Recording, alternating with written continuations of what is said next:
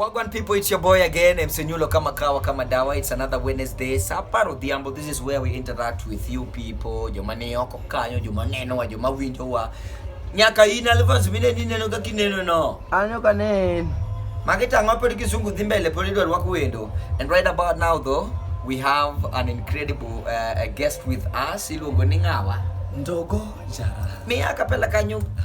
Jangi maluange bili mawendo maoga. Jaera luange bimo sakata shemeji. Aninya jodongo ni chweo kanye nyathina. Chieng' wuok podho tionge dala mama.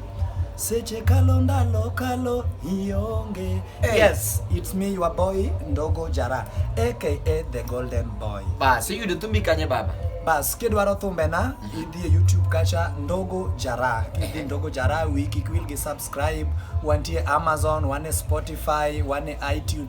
Yani platforms mineno kaka dima logo. Magote. Bro yoda. Okay, kawuono wan gi discussion moro matin. Yes. Jangoma mano ka wa jake ngini ni dhi e show moro. Avena wacho ni bwana Ndogo bwana tangama dango ni mondi biwa go embe kini magria ko matin. Alphonse be mno kasere sana. To wuoro ka koro bet ka urito winjo mba. Gimatisino itiana na. Aya, ambadi ange kamarito we. Alphonse. Yes. Tell boss mondo koro wach weche mabeyo nikech ngene gimoro wa discuss kawuono. Ang ne chiji kodi. Kawuono wadwa ni mondo wa discuss gimoro miluongo ni youth and alcohol kata drug and substance abuse. Ma bende gidholuo wanyalo wacho ni kaka itiyo gi yedhe ma mero ji eyo magine. Kaka iketho yedhe ma yudhe ketho to kod yedhe ma mero ji. Mane uwe. Gimatisino tamo loko. Ema ni luoro ne kujocho. Kare kisungu to dwakete mayot ahinya. Kisungu kete mayot kete substance. So that is what we are going to discuss today, ladies and gentlemen. If you have any opinion or you want anything that you can add on our topic, or maybe you have a suggestion on what we should discuss next episode, you can just drop us your comment up on the comment section. Na pia kapine no ka wi wadwa wila nyaticha kiwacho ni yae mat iparonwa parasate angene jio di choko kanyo ero wadwa ni modwa have a very short conversation with youth sana manie line wa mare kamilungo ni art ka kuro as an artist both as an artist called youth pero ni in artist to be podin kijana be podin kijana be koro life ni mali ujana no muketo artist and youth koro ere kaka balance between bedo musani ma podtin ma bende tijwa mang'eny nitie kama iuse kongo kude bae ma inigo e tumbe donge wan bende kunde mwadhi miye jinyero gin kunde mamagawa kunde ma ji are free, they can drink, they can have anything ineno and then ere kaka wa balance gima waneno ni mafans wa mamadho matiyo gi how does it affect us artists ma bende wan youth ere kaka gi influence wa to ere kaka wan bende gini samoro gini oluwi nyaka e ot iwinjo ino kalmondo were kodi kuma nurome hochako luwi kongo biro nyaka e koro ingeni samoro okimadhe ni moro marach ingeni kaka msani wacho ni wan nyaka joma nyaka yud wigi mateni winjo dong nyaka yud wino kemidhi tiyo go koro kinyal gine ka ok yudo kama ne yudo wicho chakore ni wayude wiya ma okode msani ok dwani pani tigi wiyo mera msani ok dhiri wiye ni tigi wiye biro kose yudo wiye no choth wiye no se twe choth koro donjo go kanyo to ng'ani naga twe wiya kaka twe no wiya gi twe kodi winjo how does this thing affect samori ngini one bende watimo gimana point mana bire ni yudo ni wadwa ga no wachil ga wachil kata mana gi mzinga moro samori chil kata mana gi gango kado gini kata kilo midwa kelo kano tigo ka kilo matangoni gilbis chil godo go kidonje tijno so mapenjo ni ine madwa ni duok on behalf of the other people mawinjo wa. Okay, gimanyalo wacho ewi alcoholism and youth.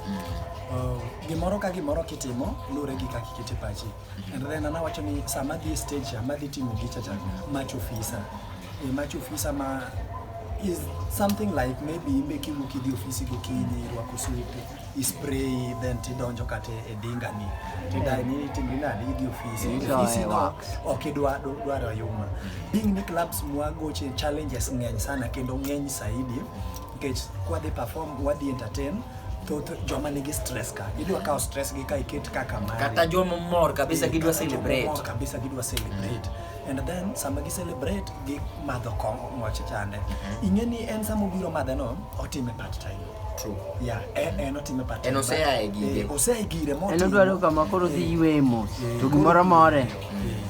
So on my behalf, although obedo matagi kaka wanjo mondiko employees at this our age kin kata gi chulo bedo gi chumo kabicha par me chok wigi kamora chiel niketo gi nini mitelo ne moko riwa age mates and moko oyingi and then moko bendi tigri nade so control wiye ka iyudo kata ntiere jo moko meno brach ni bwana anto to nyaka ya wiya anto to kase ya wiya e ka donje stage no kanyalo feel ni bwana kata kaga jawacha ama kata kago keyboard ama drum to an sawa to ene juoke to yani koro gicharwa ka piny amoro and gi kaka an anyalo wuo kaka an dogo jara ano katigi gi mona mora adier kata pi okitigo pi to dongene en gima pi to nyaka tiyo matek mana mano dio bedo bwana onge kama woro gino ni ano katigi gimana mara yawa dine wamanyi ni gimori chako masani be mtinga moko madhi moro mano ngama nani so iyudo ka mar mondo mi amba ketu wi amba bed gi joka samoro bedo matek. It's a very big challenge. It's a very big challenge because iyudo ka ngato mose bedo tipsy and then ti jo moko mako bedo tipsy to kinene gi misbehave obedo violent be gi misbehave sana customer moka winjo ka sabodo bana ko nwato ngono to magata ikato mako to kula na kwa chulo pesa mondo wawinji MC sana gi geri gi MCs kapok gimer to gibera gi winjo gik mocho go advance to we gimer ni gikuno so iwacho ni mane kama gino inyigo sana kanyo gino inyowago sana but anyalo kono youth one ya tiyo gi gigi okrach because gine e piny ka and then tire ng'at mabe samoro koko tiyo kode to konyal timo gimotimo cha example joma madho yath tinga madho yath dala reserve yath mane maka charubaine ni yath miluongo ni yath madho ni cha koro yath gine bosa koro bosa no tinga mako madhe dala Bono yani ngacha tiyo imadhe ga kosi iwae eno kapani iwae enjwe gimore iwae dada tiyo kode nade tiyo kode kanye watiyo kode kanye machal nade alfoso gini masani watiyo kodi ngamo wacho ni tiyo gi bosa no tiyo ko kanye an bosa poka tiyo ko bosa unge kakata but konyalo dwaro konyo en tudo maber tich moro ni tich to ngama dichuo nyaka bed ngama look for kazi ni kazi kazi ni kazi so iyudo ka joma ni dala manyalo tiyo kod achiel kuom yedhe ma mero jigo nitie jomoko man dala ma kosetime to dwa no kete puodho tibro yudo ka utimo gicha gi passion to samoro kane pok otime to koro mi obedo ngama kendo bro kenge konyo ngama nyap kanyo odwa nuni ni alfonso bwana kare kokino benise go piny mani go piny kimene kokino ma gilbis ma to kekeria bin Alfonso ni adwa mi gine moro an bende my point of view bwana ngani chendo jibwa Alfonso ni ma ko watot mari gilbis owito nyaka kamera no another yacht ichande nango to deche yawa nene pinye mano challenge maduong bwana kaiti ngini kako chandi no ka wango chopode tingine jawde nyaka penyi ne un gi ngane kato wile sewe tago odi tago jomano ide ne osipunyulo cha kanunyulo ni ngamanade anbisa mori yudo kacho amer manindo mer yani nindo mera asetiu maol nindo mera makaka timra oge ngato biyo to chiewa nindo binge ka gino litna man samaro to bende afadhali jo kenda to kadwa ni ngato chiewa nindo kamanani de so that is a very big challenge tiyo gi joma tiyo gi wegi gi yedhe mamero ji it's a very big challenge so to mare kuonde midake ang'o your surrounding, samoro wawachi ni kata mana jirandi moro kata maybe okang'eyo isekendo kata pok ikendo, mano story for amande kikwa penje sana, mano kwa nya penje sana neno kako jo wang'ena amande kikwa penje nyalo ketho gini nyalo poko kora apenjo ne ya. Yes. Any advice minyalo miyo yudhe nikech in ka koro ng'ama yudhe mang'eny winji, yudhe mang'eny gombo bedo kaka in, in ang'o minyalo nyiso gi mondo mi ging'e ni to ere ber mar tiyo gi yudhe mamero ji kata rach ge gin mage mondo ging'e na adieri ndogo ni tiyo kode wan wadwa tiyo gi gini koro kata ndogo ni ok ti gi gini wan kare gini rach gi gima nos gino setimone. Okay, anyalo wacho ni anyalo chako gi berne, kech gima nigi ber beda kosrach. Berne ntiere yudhe moko miyudo kata kano utiyo kode to mede moral, but anya nyiso yudhe ni kata kitiyo kode kik iti kode mohingo tekreni. Ntiere kik iti kode mohingo tekreni, kik iti kode asukori wene thuolo mohingo tekreni tende niya kisitiyo kode kore en mochiki ko nyisi ni to dirisa no jogo ng'i nade penji ane kwan kidi gwang'ano biro gi gari kwan kidi ng'isi gi ni onge gidwa nang'o pade. So and then the disadvantage mare gi most of youth sana emomiyo wacho niya kik iti kode mohingre gi tekreni. Ti youth matiyo kode mohingre gi tekregi then koro keto gi gimiluongo na ng'enge adhara kilabine iziketi gino peny mande ai basi koro kosechame to gibedo beda kamoro kanyo to giwacho jogo nang'o ting'eno bene ndara weka metoka na onewa kwan jaga no ndara maduong' jogo ne nyulo ni bera stabe chal machamo gini ting'eno nyulo to semonde tije kasto gibiro go nyulo to gichako nini webuda ni aje pano luoga kane kwa jo form ni gani de yangu tani lepa lini tidhirni ya watu ngani ana nakao kupeka ya bato go imane manyocha nakama to kipa ngopi man suonga to gisemi bwana bwana gibudo kama kapoko yuani more oli ko more iti kanyo ipero nyirini sana anto aonge sida ginyalo pati to nyingi somo kato ndege nango kanyo ngiyo kabe pamuin bolal paji bwana eto mwana unu usewinjo matek kato kendo kapok karomo gi joma timo na kamano mabulia